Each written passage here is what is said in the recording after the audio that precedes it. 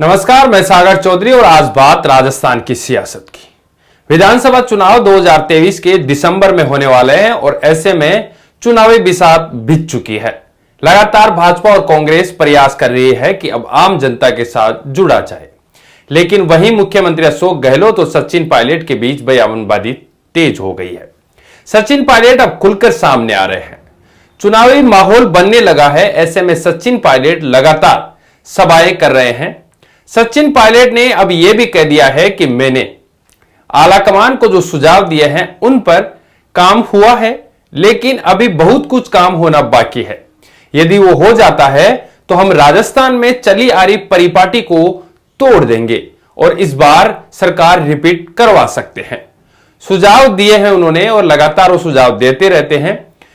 उन्होंने यह भी कहा कि ये सुझाव जो है वो मेरे और आलाकमान के बीच की बात है। पूर्व डिप्टी सीएम सचिन पायलट ने 25 सितंबर को विधायक दल की बैठक का बहिष्कार करने के मामले में जिम्मेदारों को नोटिस देने वाले 3 नेताओं के खिलाफ कार्रवाई में देरी पर सवाल भी उठाए हैं। पायलट ने गहलोत समर्थक विधायकों पर दबाव बनाने की पार्टी स्तर पर जांच करने का भी मुद्दा उन्होंने उठाया है। वहीं दूसरी तरफ अशोक गहलोत ने यह भी कह दिया है कि रिटायरमेंट अंतिम सांस तक नहीं लूंगा। 50 साल राजनीति में मेरे को हो गए हैं और 20 साल की उम्र थी जब मैं राजनीति में आ गया था। इस बयान के बाद पायलट की मुश्किलें और बढ़ गई है। इसके बाद लग रहा है कि आने वाले समय में एक बार फिर अशोक गहलोत ही मुख्यमंत्री की कुर्सी संभालेंगे। राजस्थान विधानसभा चुनाव अब महज कुछ ही महीनों की समय के बाद में होने वाले हैं। नेतृत्व परिवर्तन की जो भी अटकलें लगाई जा रही थी, अब वो जमीन स्तर पर उतरती हुई दिखाई नहीं दे रही है। माना जा रहा है कि अशोक गहलोत को कांग्रेस आलाकमान से अब जीवनदान मिल गया है और कहा गया है कि 2023 के चुनाव में पुरजोर कोशिश के साथ सरकार रिपीट करवाई जाए और वे ही मुख्यमंत्री बने रहेंगे, ऐसा भी आलाकमान से संदेश मिला है। पिछले साल सितंबर महीने में गहलोत के करीबियों की बगावत के बाद शुरू हुए घटनाक्रम में लगने लगा था कि सचिन पायलट को कमान सौंपी जा सकती है, लेकिन ऐसा बिल्कुल नहीं हुआ। इंतजार बहुत लंबा हो गया। गहलोत और पायलट के बीच सालों से 36 का आंकड़ा रहा है। अब मुख्यमंत्री के रिटायरमेंट प्लान को लेकर दिए गए इस बयान के बाद पायलट की मुश्किलें और भी बढ़ गई है। पायलट समर्थक भी अब नाखुश नजर आ रहे हैं। सचिन पायलट से चल रही तल्खी को कम करने के लिए मुख्यमंत्री अशोक गहलोत को अब प्रदेश प्रभारी सुखजिंदर सिंह रंधावा ने सलाह दी है। रंधावा ने कहा है कि अशोक गहलोत परिवार के मुखिया है, यानी कि हेड है, और यदि किसी से मनमुटाव है तो मुखिया को ही उनके पास जाकर मिलना होगा। रंधावा ने यह भी कहा कि सचिन पायलट नेता है, गहलोत साहब सबसे बड़े हैं। कोई भी व्यक्ति परिवार का हेड है तो उन्हें ही बात करनी होगी। सचिन पायलट की भूमिका पर रंधावा ने कहा कि पायलट का रोल हमेशा से रहेगा। वे हमारे यूथ लीडर हैं और उनके पिता भी कांग्रेसी रहे हैं। इग्नोर तो किसी को भी नहीं किया जा सकता। गहलोत साहब 3 बार जनरल सेक्रेटरी रहे, 3 बार सीएम रहे हैं, तो यह भी दिखाता है कि कितना विश्वास कांग्रेस अशोक गहलोत के ऊपर करती है। और रंधावा के बयान के बाद में यह स्पष्ट हो जाता है कि अब मुख्यमंत्री अशोक गहलोत को भी सलाह मान लेनी चाहिए, क्योंकि 2023 के चुनाव बहुत ही नजदीक है। पंजाब में पिछली बार गहलोत साहब ने टिकट बांटी थी। गहलोत साहब की ओर से जिम्मेदारी ज्यादा बन जाती है। मतभेद कैसे खत्म करने हैं, इस मामले में वे ज्यादा अनुभवी है। ये राजस्थान के प्रभारी कांग्रेस प्रभारी सुखजिंदर सिंह रंधावा ने कहा। रंधावा ने यह भी कहा कि सरकारी मुख्य सचेतक महेश जोशी के इस्तीफे के बाद से कांग्रेस का सियासी पारा और चढ़ गया है।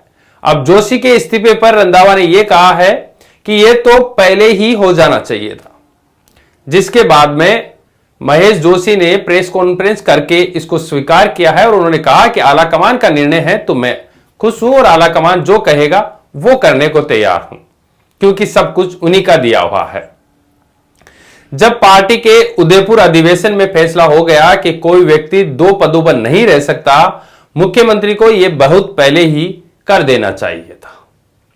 लगातार बयानबाजी जारी है। सचिन पायलट कह रहे हैं कि कांग्रेस पार्टी को एकजुट होकर 2023 के चुनाव में जाना चाहिए। लगातार सलाह दे रहे हैं, आलाकमान को भी सुझाव दे रहे हैं। अब जोशी के बयान पर रंधावा का बयान भी आया है। ऐसे में बयान आना ठीक नहीं है। अगर उन्हें लगता है कि 25 सितंबर की वजह से यह हुआ है तो अभी उनके बारे में हाईकमान ने कोई बात नहीं कही है, क्योंकि महेश जोशी ने इस्तीफा दिया था बजट सत्र शुरू होने से पहले और वो मुख्यमंत्री अशोक गहलोत ने स्वीकार कर लिया था, जिसके बाद में रंधावा की यह प्रतिक्रिया आई थी। रंधावा ने यह भी कहा है कि न मैंने बात की है, पार्टी के अधिवेशन में फैसला हुआ है कि एक की पद पर रह सकते हैं। यह फैसला मैंने लागू कर दिया, जिस पर एक्शन होना है, ऊपर से आएगा तो लागू और कर देंगे। पिछले साल 25 सितंबर की घटना से अब तक सियासत को गरमाया हुआ है। 2 दिन पहले ही कांग्रेस ने 75 एआईसीसी मेंबर बनाए हैं, जो कि सूची आई है जिसमें तमाम बड़े नेताओं के नाम है, लेकिन 3 जिनको नोटिस मिला था उन नेताओं के नाम नहीं है। शांति धारीवाल, महेश जोशी और धर्मेंद्र राठौड़। इसको भी कहीं ना कहीं अनुशासनहीनता से जोड़ा जा रहा है। 75 मेंबर की इस सूची में 25 सितंबर की घटना में नोटिस वाले तीनों नेताओं के नाम शामिल नहीं है। तीनों नेताओं को लिस्ट से बाहर होने से उनके खिलाफ एक्शन की शुरुआत से जोड़कर इसको देखा जा रहा है। दिसंबर में चुनाव है 2023 के अंत में, और ऐसे में अब पार्टियों को मजबूत होना पड़ेगा। कांग्रेस को, जिस तरीके से रंधावा ने कहा कि कांग्रेस में मुख्यमंत्री अशोक गहलोत हेड है, मुखिया है, उनको आगे आकर बात करनी चाहिए और इस पूरे मसले को सुलझाना चाहिए। वहीं पर पायलट लगातार जनसभाएं कर रहे हैं, कर्नाटक, अलग अलग बाहर राज्यों में जाकर, वहां पर उनकी डिमांड कहीं ज्यादा है। राजस्थान की जनता की भी यही मांग है कि सचिन पायलट को मुख्यमंत्री बनाया जाए और सरकार रिपीट करवाया जाए। जिस तरीके से सचिन पायलट के समर्थक विधायक लगातार कह रहे हैं कि सचिन पायलट को यदि मुख्यमंत्री नहीं बनाया जाता है तो सरकार रिपीट होने के चांस नहीं है। खिलाड़ी लाल बेरवा, राजेंद्र गुड्डा जैसे तमाम जो नेता है, वेद प्रकाश सोलंकी, जो तमाम नेता है, उन्होंने बयानबाजी शुरू कर दी है। सचिन पायलट ने भी मांग की है कि उन नेताओं पर कार्रवाई होनी चाहिए जो अनुशासनहीनता जिनके खिलाफ मानी गई है, जिनको नोटिस दिया गया है। उसके जवाब भी वापस चले गए हैं, लेकिन इसको ठंडे बस्ते में डाल दिया गया है और लगता है कि अब आलाकमान कोई भी फैसला चुनावी साल में लेने के मूड में नहीं है, क्योंकि इस समय फैसला लेना खतरे से खाली नहीं है। चुनावी साल में कुछ भी गड़बड़ होता है तो सीधा ठीकरा आलाकमान के सिर फूटेगा, क्योंकि ऐसे समय में यदि जनता नाराज हो जाती है किसी भी एक विधायक या मंत्री के लिए तो फिर पार पाना मुश्किल होगा। वहीं पर मुख्यमंत्री अशोक गहलोत दावा कर रहे हैं कि 156 सीटें वो लेकर आएंगे। अब मुख्यमंत्री अशोक गहलोत जहां भी जनसभाओं में जा रहे हैं तो तमाम जो बजट में घोषणाएं हैं, उनकी जो फ्लैगशिप योजनाएं हैं, उनकी भी प्रशंसा कर रहे हैं, वो भी जनता के बीच में रख रहे हैं। चिरंजीवी योजना के बारे में लगातार वो कह रहे हैं, ओपीएस जैसी योजनाओं के बारे में, ओपीएस का वापस लागू करना, और उनका आम जनता को यह कहना है कि ओपीएस आप तो सरकार रिपीट करवाइए, ओपीएस के लिए केंद्र से हम लड़ेंगे, हम पैसा लेकर आएंगे। क्या जनता के बीच में यह मैसेज जा पाएगा कि ओपीएस की वजह से क्या सरकार वापस रिपीट हो सकती है? महत्वपूर्ण बातें बहुत है, क्योंकि मुख्यमंत्री अशोक गहलोत जहां पर भी जा रहे हैं अपनी योजनाएं गिनवा रहे हैं। लगातार लोगों से फीडबैक भी लेते हैं, आम जनता से वो फीडबैक लेते हैं कि आम लोग क्या सोचते हैं और किस तरीके का काम जनता के बीच में होना चाहिए। मुख्यमंत्री अशोक गहलोत ने ओपीएस के साथ ही 500 रुपए में अब जो सिलेंडर, उज्ज्वला योजना में जो सिलेंडर है वो देने की घोषणा भी बजट में कर दी है। उसको लेकर भी ग्रामीण इलाकों में खासा उत्साह है। महिलाएं ज्यादातर इससे खुश है, क्योंकि वो सिलेंडर अब धीरे धीरे साइड में रख दिए गए थे। हम भी जब गांव में जाते हैं तो यही देखते हैं कि वो सिलेंडर उपयोग में नहीं आ रहे थे। अब यदि इसकी वजह से यदि वापस आते हैं तो ये बड़ी बात होगी। वहीं केंद्र की तरफ से भी यदि कुछ आम जनता के लिए किया जाता है तो बड़ी बात है। लेकिन इन चुनावों के अंदर एक और बड़ा मुद्दा एआरसीपी, पेपर लीक जैसे मामले छाए रहेंगे।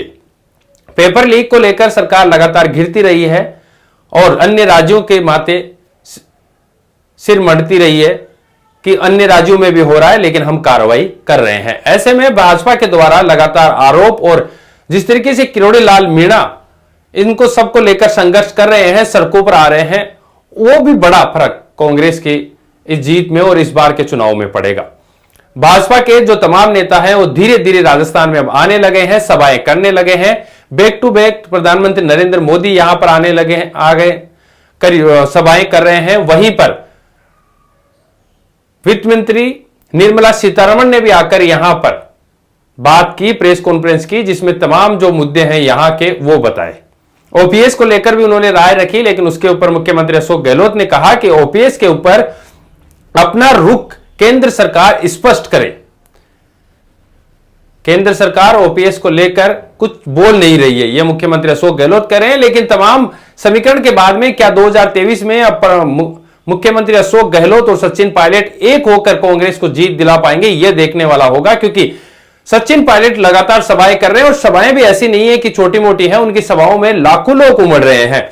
दूसरी तरफ अशोक गहलोत जहां पर जा रहे हैं वहां पर भी जो सभाएं हो रही है वो छोटी मोटी सभाएं नहीं है।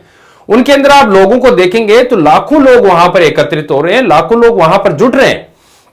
तो यह छोटी बात नहीं है कि ऐसे लोगों के बीच में जाना, लोगों के बीच में योजनाएं गिनवाना और लोगों के साथ में कनेक्ट होना, यह बड़ी बात है। मुख्यमंत्री अशोक गहलोत जहां पर भी जा रहे हैं, कुछ लोग उनके पास ऐसे आ रहे हैं, ऐसे लोगों से वो बात कर रहे हैं जो आम जनता है। ये नहीं कि किसी नेता से ही वो बात कर रहे हैं, आम लोगों से भी वो कनेक्ट करने की कोशिश कर रहे हैं और आम लोगों से फीडबैक वो ले रहे हैं। इससे लगता है कि मुख्यमंत्री अशोक गहलोत का जो काम है वो बोल रहा है, लेकिन जो उनकी गुटबाजी है उसका बड़ा खामियाजा मुख्यमंत्री अशोक गहलोत की सरकार को इस बार भुगतना पड़ेगा। 2023 के चुनाव नजदीक हैं।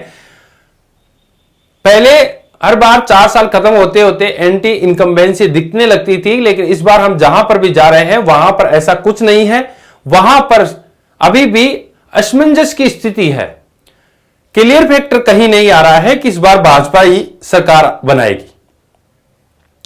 तो कांग्रेस के लिए टफ सिचुएशन है। कांग्रेस जरूर इसमें कमबैक कर सकती है। जिस तरीके से सचिन पायलट दावा कर रहा है कि तालमेल यदि कांग्रेस में बना रहा तो वो सरकार रिपीट करवा देंगे, यह महत्वपूर्ण बात है। ऐसे समय में जब 2023 के चुनाव है, अब बड़ी जिम्मेदारियां मुख्यमंत्री अशोक गहलोत, सचिन पायलट के पास में आ जाती है कि वो टिकट वितरण किस तरीके से करते हैं, किस तरीके से जनता के बीच जाकर अपनी योजनाओं के बारे में बताते हैं और वो वहां से जीत दिलाकर लाते हैं। खैर, तमाम समीकरणों को लेकर हम आपके सामने आते रहते हैं। इस बार हमने आपको बताया कि सचिन पायलट ने एक बार फिर कहा है कि तालमेल रहा और आलाकमान ने जो काम किया है, जो सुझाव दिए हैं उसके ऊपर काम किया है और आगे काम करेंगे। आने वाले कुछ समय में तो सरकार रिपीट हो सकती है। तमाम खबरों के साथ हम फिर हाजिर होंगे। तब तक के लिए जय हिंद, जय भारत। हाँ, एक बात और, हमारे चैनल को लाइक और सब्सक्राइब करना बिल्कुल ना भूले। यदि समय है तो शेयर जरूर करें।